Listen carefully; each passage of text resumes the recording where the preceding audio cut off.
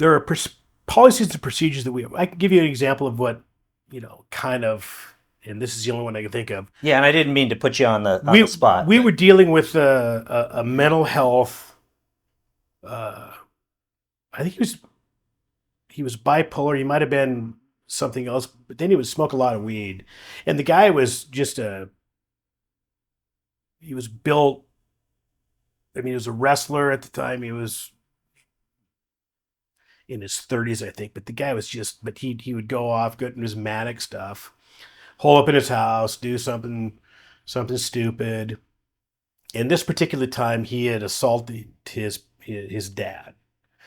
He was living on their orchard in a farmhouse, and so several times. The first time I could, the folks from mental health wanted to do an in-house visit with him, and every time they did that, they would take one of us with them. So the first time I had met him, they wanted to do an involuntary on him.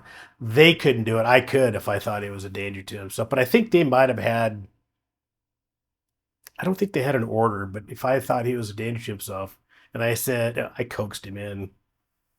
I sat down with him in the middle of the rocks and coaxed him into going for a ride with me just to get whatever I needed to do. yeah. And it worked.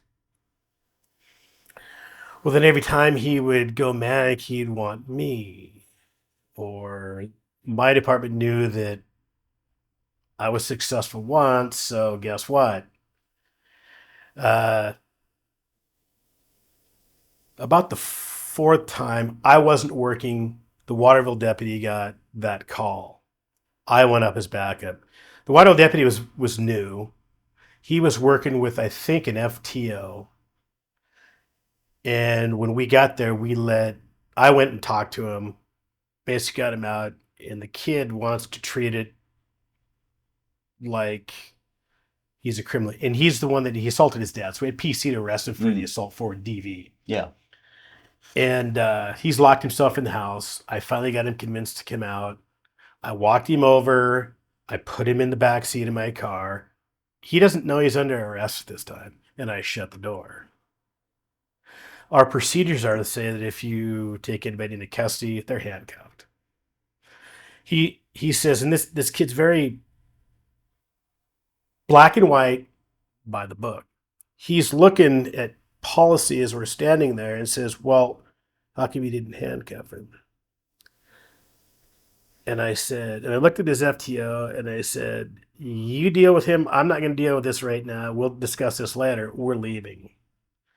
So we took him to the hospital and got him checked out. And then I finally said, look, this is why I didn't do it. If I'd have told him, I got him to come out voluntarily for mental health evaluation. If I'd have told him he was under arrest for assaulting his dad, what do you think would have happened? We would have had to fight him. One of us is going to get hurt. So that's why I didn't do it. Yeah. And eventually I said, so don't tell him he's under arrest when we're in the hospital. So we're in the room. I leave, I come back, and he looks at me and he says, Mr. Allen, am I really under arrest? I went, oh, who told him? The nurse did. Nurse says, yeah, he's good to go to the jail. So I said, yeah. I said, yeah, you kind of had a row with your dad. We're going to go. And he was okay.